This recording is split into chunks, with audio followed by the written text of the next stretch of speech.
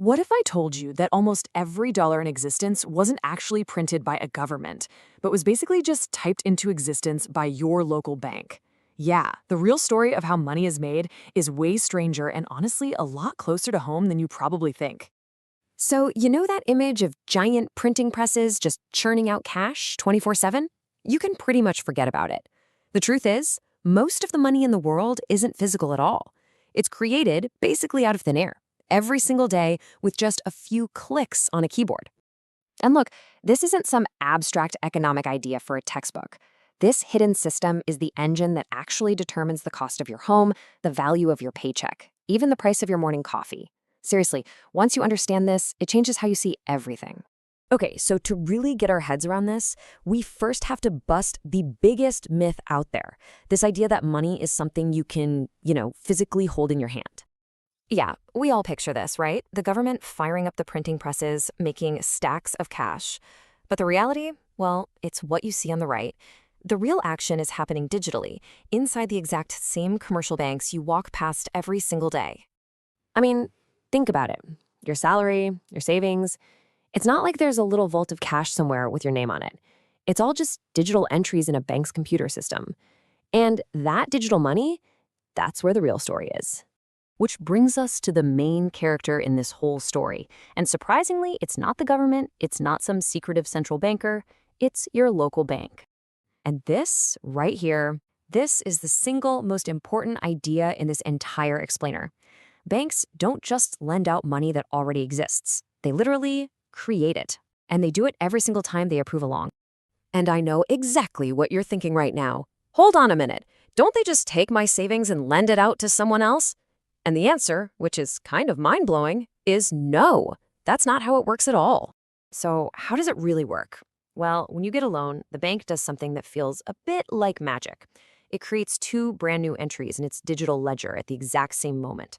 One is your loan, which is now an asset for the bank. The other is a totally new deposit in your account. And that deposit, yep, that is brand new money. It wasn't moved from anyone else's account. It wasn't sitting in a vault waiting for you. Nope. With just a few keystrokes, the total amount of money in the economy literally just got bigger. Poof. Okay, so if money can be born that easily, you've got to be asking, can it die too? And the answer is absolutely. This digital money has a complete life cycle, a beginning and an end. See, the system is perfectly symmetrical. Just like creating a loan brings a new money into the world, paying that loan back actually takes it out. As you pay down the principal on your loan, that digital money is effectively destroyed. It just vanishes, and the total money supply shrinks. But, and this is a really important but, the interest you pay doesn't get destroyed. That's different. That becomes the bank's income. That's what pays for their buildings, their employees' salaries, and their profits.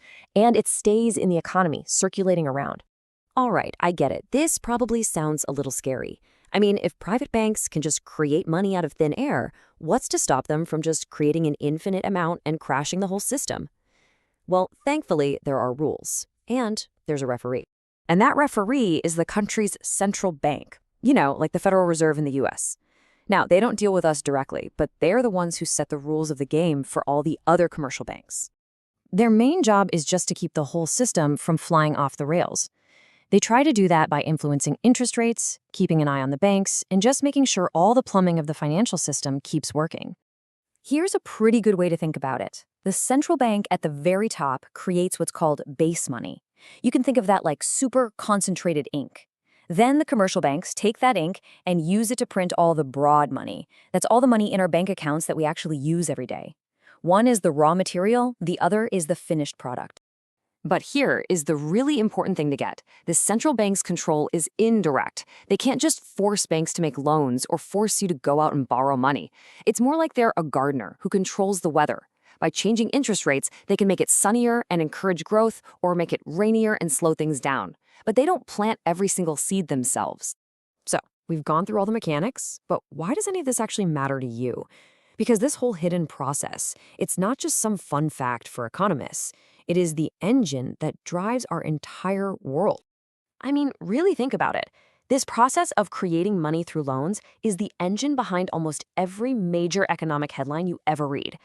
When banks are lending a lot, you get huge economic booms. When they pull back, you get recessions. This system fuels housing bubbles, and it plays a massive, massive role in inflation. That cycle of creating and destroying credit, that's what drives the economic roller coaster of booms and busts that we all have to live through. This isn't a sideshow, this is the main event. So when you boil it all down, money isn't really a thing. It's not gold, it's not even paper. It's more like a social agreement. It's a giant system of IOUs, of promises that we all agree have value.